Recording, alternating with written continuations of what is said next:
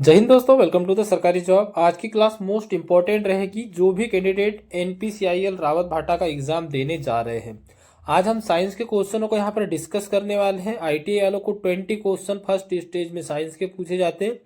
एक क्वेश्चन 3 अंक का होता है, मतलब टोटल 60 अंक। अच्छा खासा वेटेज आपका साइंस का रहता है। और जो प्लांट ऑपरेटर के कैंडिडेट होंगे उनको फर्स्ट एग्जाम में तो 20 क्वेश्चन साइंस के पूछे जाते हैं।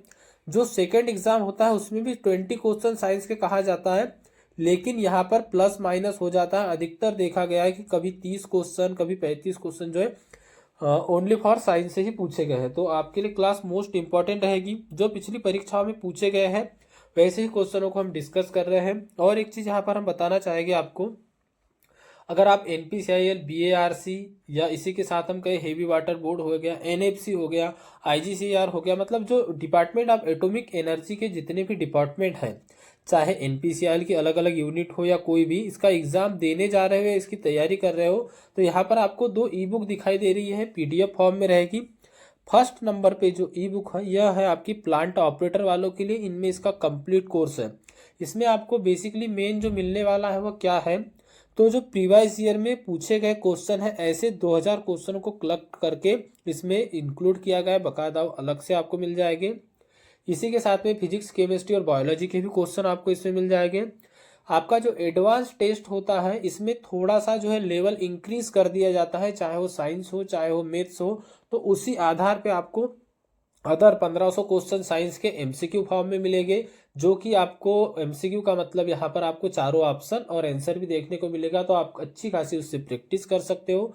मैथ्स की अगर हम बात करें, मैथ्स भी उन्हीं टॉपिक को जो अधिकतर डिपार्टमेंट ऑफ एटॉमिक एनर्जी, चाहे भाभा एटॉमिक रिसर्च सेंटर हो, एनपीसीआई हो, एनपीसीआई की अदर अदर यूनिट में जो एग्जाम हुए, मेमोरी बेस्ड क्वेश्चन थे या प्रीवाइज ईयर के क्वेश्चन थे, सभी को इंक्लूड किया गया है।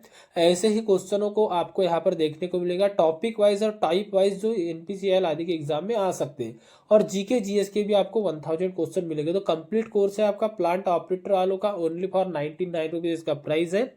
डिस्क्रिप्शन बॉक्स में आपको लिंक मिल जाएगी। यह पीडीएफ फॉर्म में रहेगा। आपके जो ईमेल आईडी आप यहाँ पे मेंशन करते हो उसी ईमेल आईडी पे पीडीएफ जाता है। अगर आप बेहतरीन प्रैक्टिस करना चाहते हो, इन 10 से 12 दिनों में अच्छा खासा रिवीजन करना चाहते हो, तो आपके लिए ई बुक बेस्ट रहेगी। इससे पहले भी बीआरसी आदि के जो एनपीसीआर के अदर यूनिट के एग्जाम हुए उनकी क्लासेस की प्लेलिस्ट आदि भी आपको मिल जाएगी, तो वहाँ पे भी जाके आप क्लासेस को भी वॉच कर सकते हो। हमने पिछले क्वेश्चन पेपर आदि को भी सॉल्यूशन करवाया था, और जो पहले भी यहाँ से लिए गए थे, तो कई कैंडिडेट को काफ़ी हद तक हेल्प मिली है।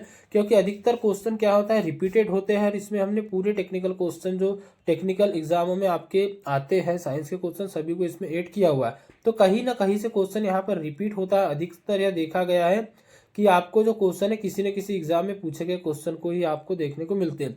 तो ऐसे क्वेश्चन आपको देखने को मिलेंगे। इसी के साथ में अगर हम बात करें यहाँ पे, तो जो आईटीआई वाले कैंडिडेट है, सेकंड नंबर पे जो आपको ई बुक दिखाई दे रही है, इसमें आपका कंप्लीट साइंस है। अप्रोक्सीमेटली 3500 क्वेश्चन आपको यहाँ पर देखने के मिलेंगे। इसमें भी आपके प्रीवाइज ईयर के 2000 क्वेश्चनों को भी इंक्लूड किया गया है। और एग्जाम ओरिएंटेड क्वेश्चन है जो एग्जाम में आ सकते हैं, पूर्ण संभावित क्वेश्चन है जो एग्जाम में आ सकते हैं। पहले भी जो भी डिपार्टमेंट ऑफ एटॉमिक एनर्जी के अंतर्गत एनपीसीएल बीआरसी आदि के एग्जाम में, वहां पर जो क्वेश्चन पूछे गए थे वो भी इसमें इंक्लूड किए गए। तो एक बेहतरीन तैयारी करना चाहते हो, अच्छे से रिवीजन करना चाहते हो, तो आप इसको बॉय कर सकते हो। इसका प्राइस है ओनली 40 रुपीज़, और डिस्क्रिप्शन बॉक्स में आपको इसकी लिंक मिल जाएगी। कोई भी क्यूरीज आती हो तो आपको व्हाट्सअप नंबर मिलेगा, उस पर आप मैसेज भी कर सकते हो।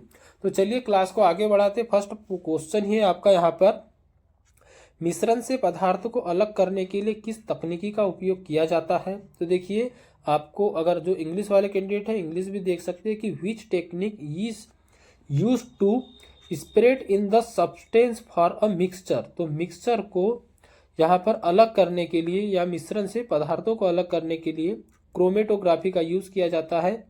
ए यहाँ पे आपका करेक्ट आंसर रहेगा। चलिए नेक्स्ट क्वेश्चन देखते हैं। अगला क्वेश्चन है यहाँ पे आपका, यह क्वेश्चन जो है आपके प्रीवियस ईयर का ही क्वेश्चन है। एनपीसीएल का जो सेकेंड स्टेज एग्जाम होता है, एडवांस टेस्ट, वहाँ पर पूछा गया था। पोटेशियम क्लोराइड और आयोडीन के मिश्रण से आयोडीन को किस प्रकार अलग किया जा सकता है। In what ways iodine can be spread from the mixture form of potassium chloride and iodine. तो देखो, आयोडीन और पोटेशियम क्लोराइड के मिश्रण से आयोडीन को अलग करने के लिए जो प्रोसेस होती है वह होती है आपकी ऊर्ध्वपातन। तो ऑप्शन नंबर डी जो है यहाँ पे आपका करेक्ट आंसर हो जाएगा। क्या होता है ऊर्ध्वपातन? तो देखिए, ऊर्ध्वपातन एक ऐसी रासायनिक प्रक्रिया है, इसमें ठोस पदार्थों को द्रव अवस्था से गुजारे बिना ही डायरेक्टली गैस अवस्था में परिवर्तित कर दिया जाता है। और इसके लिए जो एटमॉस्फेयर प्रेशर रहता है, मतलब कि मानक वायुमंडलीय दबाव पर कुछ ठोस पदार्थ जो ऊर्ध्वपातित हो जाते हैं वे है आयोडीन, कार्बन डाइऑक्साइड, नेप्थलीन और आर्सेनिक। तो यह आपको ध्यान में रखना है। अगर कभी ऑप्शन देके भी पूछा जाए कि नेप्थलीन क्या इसको ऊर्ध्वपातित किया जा सकता है, तो बिल्कुल किया जा सकता है। नेक्स्ट क्वेश्चन है, क्वेश्चन नंबर 3 रहेगा आपका यह, बोरान क्या है? तो देखिए, बोरान है एक उपधातु। उपधातु किसे कहते हैं? जिनमें कुछ गुण तो धातुओं के होते हैं, कुछ गुण अधातुओं के होते हैं। तो धातुओं के और अधातुओं के दोनों के गुणों को दर्शाता है, उसको हम क्या कहते हैं? उपधातु कहते हैं। तो यहाँ पर आपका जो है उपधातु करेक्ट आंसर रहेगा। नेक्स्ट क्वेश्चन इंपॉर्टेंट है, इसमें आपसे पूछा गया है धातुओं के बारे में कौन सा कथन सही है? क्या धातुएं चमकदार होती हैं? बिल्कुल, धातुएं चमकदार होती है, राइट हो जाएगा आपका। यह उष्मा और विद्युत की अच्छी सुचालक होती है। तो हाँ, जो मेटल होते हैं यह उष्मा और विद्युत के अच्छे सुचालक होते हैं, इन्हें तार में बदला जा सकता है। ये आघात वर्धनीय मतलब कि मेलिएबल होते हैं, तो मेलिएबल भी होते हैं। तो यहाँ पे आपका जो करेक्ट आंसर रहेगा वो ए, बी, सी और डी चारों ऑप्शन रहेंगे, जो कि आपको ऑप्शन नंबर डी में मिल जाएगा। तो डी ही यहाँ पे आपका राइट आंसर रहेगा। यह पीडीएफ कहाँ मिलेगा? तो यह पीडीएफ आपको टेलीग्राम ग्रुप में मिल जाएगा, इसकी भी लिंक डिस्क्रिप्शन बॉक्स में है, तो टेलीग्राम ग्रुप भी जरूर ज्वाइन कर लीजिएगा। देखिए, धातुएं चमकदार होती है, उष्मा और विद्युत की सुचालक होती है, उच्च घनत्व वाली होती है, उच्च गलनांक होता है। उच्च गलनांक का मीन्स यहाँ पर अलग अलग मेटल्स का गलनांक अलग अलग होता है। सबसे अधिक अगर हम बात करें तो जो टंगस्टन होता है, टंगस्टन का गलनांक आपका 1083 डिग्री सेंटीग्रेड होता है, कहीं कहीं आपको 1080 भी देखने को मिल जाएगा। टीन आदि का होता है, यह कम होता है। तो यहाँ पर टेम्परेचर मतलब जो गलनांक होता है यह अलग अलग होता है। धातुएं आघात वर्धनीय होता है, मतलब कि इनको रोल किया जा सकता है, इनकी प्लेटें आदि बनाई जा सकती है। तन्य होती है अर्थात तार में परिवर्तित की जा सकती है, धातुओं के तार खींचे जा सकते हैं। कमरे के तापमान पर अधिकांश धातुएं ठोस अवस्था में होती है, लेकिन पारा जो है इसका अपवाद है, ध्यान में रखिएगा, ये लिक्विड फॉर्म में होता है। नेक्स्ट क्वेश्चन को देखिए, अगला क्वेश्चन है, नमक और चीनी के मिश्रण को क्या कहते हैं? A mixture of salt and sugar is now as. क्या यह सममांगी मिश्रण है, विषमवांगी मिश्रण है, घटकों का मिश्रण है, या उपयुक्त में से कोई नहीं? तो नमक और चीनी का मिश्रण जो होता है यह एक विषमवांगी मिश्रण में होता है। ऑप्शन नंबर बी जो है यहाँ पे आपका करेक्ट आंसर हो जाएगा। नेक्स्ट क्वेश्चन देखिए, अच्छा विषमवांगी मिश्रण क्या होता है? तो मिश्रण और विलयन दोनों में यह गुण है कि मिश्रण जो होता है इसमें जो घटक है एक दूसरे के साथ मिश्रित नहीं होते, अर्थात इसमें जो होता है क्या है बेसिकली, यहाँ पर इनकी जो मात्रा होती है वह अलग अलग होती है और जो निश्चित मात्रा नहीं होती, और जो विलयन होता है इनमें मात्राएं जो होती है इनकी निश्चित होती है। अगला क्वेश्चन देखिए, नेक्स्ट क्वेश्चन है आपका, किस प्रक्रिया से समुद्री जल को शुद्ध किया जा सकता है? जो सी वाटर होता है इसको प्यूरिफाइड करना है तो क्या वाष्पीकरण के द्वारा करेंगे, निस्पंदन के द्वारा, आंशिक आसवन के द्वारा, या आसवन के द्वारा? तो डी यहाँ पे आपका करेक्ट आंसर हो जाएगा। आसवन के द्वारा जो है समुद्री जल को गर्म करके डायरेक्ट भाप बनाई जाती है और उस भाप को संग्रहित करके जो है यहाँ पर उस जल का शुद्ध रूप प्राप्त किया जाता है। यही प्रक्रिया आसवन की प्रक्रिया है। अगर हम यहाँ पर देखें टेक्निकल लैंग्वेज में, तो आसवन एक ऐसी प्रक्रिया है जिसके द्वारा अलग अलग क्वथनांक वाले दो पदार्थों को अलग किया जा सकता है, या यह एक ऐसी प्रक्रिया है जिसमें किसी पदार्थ या तरल मिश्रण के घटकों को एक निश्चित तापमान पर गर्म करके और परिणाम स्वरूप वाष्प को संग्रहित करके उसे अलग किया जा सकता है। तो शॉर्टकट मैंने आपको बताया, किसी को गर्म करके, जैसे समुद्र जल ही है, इसको गर्म करके इसकी भाप को संग्रहित करके दूसरे पात्र में निकाल लेना और इसके द्वारा शुद्ध जल प्राप्त कर लेना, यही आसवन की प्रक्रिया है। अगला क्वेश्चन है, वॉशिंग मशीन भीगे कपड़ों से पानी निचोड़ने के लिए किस तकनीकी का उपयोग करती है? बेसिकली यहाँ पर पूछा गया है कि कौन सी टेक्नोलॉजी है जो वॉशिंग मशीन कौन सी टेक्नोलॉजी पर कार्य करती है? तो अपकेंद्रण टेक्नोलॉजी पर यह कार्य करती है। सी यहाँ पे आपका जो है राइट आंसर रहेगा। नेक्स्ट क्वेश्चन देखिए, अगला क्वेश्चन है यहाँ पर आप उसकी डिटेल भी देख सकते हो। यह उतनी खास नहीं है। हालांकि अगर आप चाहते हैं तो मैं आपको आगे की क्लास में आपकी क्वेश्चन के साथ साथ पूरी डिटेल भी बताया करूंगा, तो आप कमेंट बॉक्स में कमेंट करके जरूर बताइएगा। क्या है, किस प्रक्रिया के कारण सूखी किशमिश को पानी में रखने पर फूल जाती है? तो जो ड्राई किशमिश होती है यह परासरण की क्रिया के द्वारा जो है पानी में रखने पर फूल जाती है। ऑप्शन नंबर ए जो है यहाँ पे आपका राइट आंसर रहेगा। नेक्स्ट क्वेश्चन देखिए। अच्छा, परासरण की क्रिया अगर इसके बारे में थोड़ा सा देखें तो वह प्रक्रिया जिसके द्वारा विलायक के अणु एक अर्धपारगम्य झिल्ली के माध्यम से कम सांद्रित विलयन से अधिक सांद्रित विलयन में चले जाते हैं, यही क्रिया आपकी परासरण की क्रिया कहलाते हैं। मतलब जो विलायक के अणु है यह कम जो आपका सांद्रित विलयन होता है इससे क्या होता है कि अधिक सांद्रित विलयन में चले जाते हैं, यह आपकी परासरण की अभिक्रिया। नेक्स्ट है, निम्नलिखित में से कौन सा एक मिश्रण है? आसुत जल और गैसोलीन, या ए और बी दोनों, या न तो ए और न तो बी? तो गैसोलीन जो है यह मिश्रण है। ऑप्शन नंबर बी यहाँ पे आपका करेक्ट आंसर हो जाएगा। इसमें आपसे पूछा गया है बॉयल का नियम पदार्थ की किस अवस्था से संबंधित है? तो बॉयल्स लॉ जो है यह गैसीय अवस्था से संबंधित है। तो आपका करेक्ट आंसर यहाँ पर गैस आ जाएगा। अगर हम यहाँ पर ऑप्शन देखें तो आपको ऑप्शन भी वही दिए गए हैं, ठोस अवस्था, द्रव अवस्था या गैसीय अवस्था। तो बॉयल का नियम जो है यह गैसीय अवस्था से संबंधित है। यह डायरेक्टली क्वेश्चन आपका ऐसे ही एग्जाम में देखने को मिलेगी। तो करेक्ट आंसर आपका ऑप्शन नंबर सी हुआ। बॉयल का नियम क्या है कि स्थिर ताप पर गैस की निश्चित मात्रा का दाब उसके आयतन के युक्त क्रमानुपाती होता है, यह आपके बॉयल का नियम है। चलिए नेक्स्ट क्वेश्चन देखिए। अगला क्वेश्चन है रासायनिक यौगिक RDX, क्या बोला यहाँ पे RDX की बात की गई है, का उपयोग किस रूप में किया जाता है? तो आप सभी जानते होंगे इसका उपयोग किया जाता है विस्फोटक के रूप में। सी जो है यहाँ पे आपका करेक्ट आंसर हो जाएगा। नेक्स्ट क्वेश्चन है आपका सब्जी परीक्षण के रूप में पॉलीफोम का उपयोग किया जाता है। तो यूरेथेन्स जो है आपका करेक्ट आंसर रहेगा। क्या रहेगा? यूरेथेन्स जो है आपका करेक्ट आंसर रहेगा, जो कि आपको ऑप्शन नंबर डी में दिखाई देगा। तो डी ही यहाँ पे आपका करेक्ट आंसर हो जाएगा। चलिए नेक्स्ट क्वेश्चन देखिए। अगला क्वेश्चन है जैव रासायनिक यौगिकों का उपयोग के रूप में किया जाता है। तो इनका उपयोग किया जाता है त्वचा के उपचार में, इसी के साथ खाद्य परीक्षण में और खाना पकाने के लिए। तो डी जो है यहाँ पे आपका करेक्ट आंसर रहेगा। क्या रहेगा? ऑप्शन नंबर डी कि जैव रासायनिक यौगिकों का उपयोग किया जाता है। तो यह त्वचा उपचार, खाद्य परीक्षण और खाना पकाने के तेल में, तीनों यहाँ पर ऑल ऑफ दिस आपका करेक्ट आंसर रहेगा। अच्छा, यह क्वेश्चन आपका आधुनिक आवर्त सारणी से लिया गया है। तो जो आपका पीरियोडिक टेबल है यहाँ से डेफिनेटली आपको 1 से 2 या 3 क्वेश्चन देखने को मिलेंगे ही मिलेंगे। तो आपको आवर्त सारणी भी एक बार पढ़ के जाना है। एक आध क्वेश्चन यहाँ से हमेशा NPCIL आदि में बनता आया है। यहाँ पे क्वेश्चन पूछ रहा है कि निम्नलिखित में से कौन आधुनिक आवर्त सारणी का आधार है? तो परमाणु द्रव्यमान या परमाणु संख्या। तो क्या होता है, जो परमाणु संख्या होती है यही आधुनिक आवर्त सारणी का आधार है। ऑप्शन नंबर बी जो है यहाँ पे आपका करेक्ट आंसर रहेगा। चलिए नेक्स्ट क्वेश्चन को देखिए। अगला क्वेश्चन है आपका, इसमें आपसे पूछा गया है कि समूह 17 के सबसे अधिक प्रतिक्रियाशील तत्व कौन सा है? ऑक्सीजन, सोडियम, फ्लोरीन या मैग्नीशियम।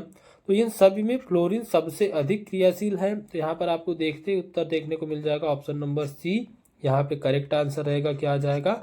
फ्लोरीन जो है इसका करेक्ट आंसर हो जाएगा, सबसे अधिक प्रतिक्रियाशील है। अगला क्वेश्चन देखिए। इस क्वेश्चन में आपसे पूछा गया है निम्नलिखित में से कौन सा ऑक्सीजन, फ्लोरीन, नाइट्रोजन तत्वों की परमाणु त्रिज्या का सही क्रम है? यहाँ O का मतलब ऑक्सीजन है, F का मतलब है फ्लोरीन और N का मतलब है नाइट्रोजन। और इसका करेक्ट आंसर आपका क्या हो जाएगा? तो वो यही आपका करेक्ट आंसर है। यहाँ पर ऑक्सीजन, फ्लोरीन और नाइट्रोजन, O, F और N। तो यहाँ पर आपका करेक्ट आंसर आ जाएगा ऑप्शन नंबर ए ही आपका जो है राइट आंसर हो जाएगा, O, F और N। चलिए अगला क्वेश्चन देखिए। नेक्स्ट क्वेश्चन है आवर्त सारणी में बाएं से दाएं जाने पर तत्वों के विद्युत धनात्मक चरित्र पर क्या प्रभाव पड़ता है? क्या इसमें वृद्धि होती है या घटता है या पहले बढ़ता है फिर घटता है? तो देखिए इसका करेक्ट आंसर है घटता है। जब भी बाएं से दाएं जाएंगे क्या होगा? घटेगा। तो ऑप्शन नंबर बी जो है यहाँ पे आपका राइट आंसर हो जाएगा। चलिए नेक्स्ट क्वेश्चन देखिए। अगला क्वेश्चन क्या है? इंपॉर्टेंट क्वेश्चन है यह भी। समूह 18वें तत्वों का दूसरा नाम क्या है? तो इन्हें उत्कृष्ट गैसीय समूह कहा जाता है। ए यहाँ पे आपका करेक्ट आंसर रहेगा। नेक्स्ट क्वेश्चन को देखिए, अगला क्वेश्चन क्या है, इसमें आपसे पूछा गया है किस समूह के तत्वों को संक्रमण धातु कहा जाता है? तो संक्रमण धातु कहा जाता है समूह 3 से समूह 12 के तत्वों को। तो ऑप्शन नंबर सी जो है यहाँ पे आपका राइट आंसर हो जाएगा। नेक्स्ट है आपका क्वेश्चन, तत्व एम का इलेक्ट्रॉनिक विन्यास 2, 8 और 4 है। आधुनिक आवर्त सारणी में तत्व एम को किस क्रम में रखा गया है? तो इन्हें रखा गया है 14वां क्रम में। तो सी जो है यहाँ पे आपका राइट आंसर हो जाएगा। नेक्स्ट क्वेश्चन देखिए, अगला क्वेश्चन है बोरान एक अधातु है, यहाँ पे कर दीजिएगा बोरान एक उप धातु है और इसे समूह 13 और अवधि 2 के अंतर्गत रखा गया है। बोरान अन्य तत्वों के साथ कैसे बंध बनाता है? तो बेसिकली आपको बताना है कि बोरान अन्य तत्वों के साथ कितने इलेक्ट्रॉन साझा करके बंध बनाएगा। तो वह 3 इलेक्ट्रॉन साझा करके बंध बनाएगा। तो बी यहाँ पे जो है आपका करेक्ट आंसर हो जाएगा। नेक्स्ट क्वेश्चन देखिए, अगला क्वेश्चन है, जब एक समतल दर्पण को एक निश्चित कोण से घुमाया जाता है तो परावर्तित किरण दोगुनी दूरी तक घूमती है और छवि का आकार कैसा होगा? अब यहाँ पर समतल दर्पण की बात की है तो छवि का आकार न घटेगा न बढ़ेगा, तो क्या रहेगा? वही रहेगा। तो डी यहाँ पे आपका जो है राइट आंसर हो जाएगा। अगला क्वेश्चन देखिए, नेक्स्ट क्वेश्चन है, प्रकाश के परावर्तन के लिए कौन सा कथन सत्य है? ऑप्शन ए है आपका आपतन और परावर्तन कोण बराबर होते हैं। ऑप्शन बी है परावर्तन प्रकाश आपतित प्रकाश से कम चमकीला होता है। ऑप्शन सी है आपतन और परावर्तन कोण का योग सदैव 90 डिग्री होता है। ऑप्शन डी है आपतित प्रकाश की किरण परावर्तन के बाद असमान कोणों पर अपसारित होती है। तो यहाँ पर जो आपका करेक्ट आंसर है वह रहेगा ऑप्शन नंबर ए, आपतन कोण और परावर्तन कोण सदैव बराबर होते हैं। ए यहाँ पे आपका जो है करेक्ट आंसर हो जाएगा। चलिए नेक्स्ट क्वेश्चन देखिए, अगला क्वेश्चन है, इसमें आपसे पूछा गया है समतल दर्पण की फोकस दूरी कितनी होती है? तो समतल दर्पण की फोकस दूरी आप सभी जानते हो कि अनंत होती है। तो बी यहाँ पे जो है आपका राइट आंसर हो जाएगा। नेक्स्ट क्वेश्चन देखिए, अगला क्वेश्चन है यहाँ पे और इसमें आपसे पूछा गया है प्रतिबिंब निर्माण के लिए परावर्तित किरणें कहाँ मिलेगी? दर्पण के पीछे एफ और ओ के बीच में, सी और एफ के बीच में। तो यह सी और एफ फोकस दूरी के बीच में मिलेगी। तो सी ही यहाँ पे आपका जो है राइट आंसर हो जाएगा। नेक्स्ट क्वेश्चन को देखिए, अगला क्वेश्चन है, इसमें आपसे पूछा गया है कि समतल दर्पण पर आपतित प्रकाश की किरण परावर्तन पर वास्तविक प्रतिबिंब बनाती है। आपतित किरण क्या होगी? तो आपतित किरण होगी अभिसारी। क्या हो जाएगी? अभिसारी हो जाएगी। तो यहाँ पे आपका करेक्ट आंसर आ जाएगा ऑप्शन नंबर बी। क्या आ जाएगा? ऑप्शन नंबर बी यहाँ पे आपका राइट आंसर हो जाएगा। नेक्स्ट क्वेश्चन है, इंपॉर्टेंट है यह भी, एक वस्तु 20 सेंटीमीटर फोकस लंबाई के अवतल दर्पण के सामने 40 सेंटीमीटर दूरी पर रखी गई है। यहाँ पर बात की जा रही है अवतल दर्पण की और कहाँ रखी गई है? 40 सेंटीमीटर की दूरी पर। तो उत्पादित छवि क्या होगी? ऑप्शन है आपके आभासी और उल्टी होगी। अगला ऑप्शन क्या है आपका? वास्तविक और सीधी होगी। और नेक्स्ट है आपका वास्तविक उल्टा और वस्तु के विपरीत आकार का होगा। नहीं, वस्तु के समान आकार का होता है। तो डी यहाँ पे आपका करेक्ट आंसर हो जाएगा, वास्तविक उल्टा और वस्तु के समान आकार का होगा। ऑप्शन नंबर डी जो है यहाँ पे आपका करेक्ट आंसर हो जाएगा। नेक्स्ट क्वेश्चन को देखिए, अगला क्वेश्चन है, एक छात्र उत्तल लेंस का उपयोग करके एक प्रयोग करता है। वह वस्तु को लेंस के सामने 60 सेंटीमीटर की दूरी पर रखता है और देखता है कि छवि लेंस के 30 सेंटीमीटर की दूरी पर बन रही है। तो लेंस की शक्ति क्या होगी? तो डायोप्टर में लेंस की शक्ति बताना है। इसका करेक्ट आंसर है आपके 50 डायोप्टर। देखिए हमारी रिवीजन क्लासेस है, इसीलिए हम यहाँ पर ज़्यादा डिस्कस नहीं कर रहे क्वेश्चन को। मैं डायरेक्टली आपको क्वेश्चन और क्वेश्चन के आंसर बताते हुए चल रहा हूँ। नेक्स्ट है आपका क्वेश्चन, एक वस्तु का प्रतिबिंब उत्तल लेंस का उपयोग करके लगभग 36 सेंटीमीटर की स्क्रीन पर बनाया गया प्रतिबिंब वस्तु के आकार का लगभग 3 गुना है और 36 सेंटीमीटर स्क्रीन पर बनाया गया।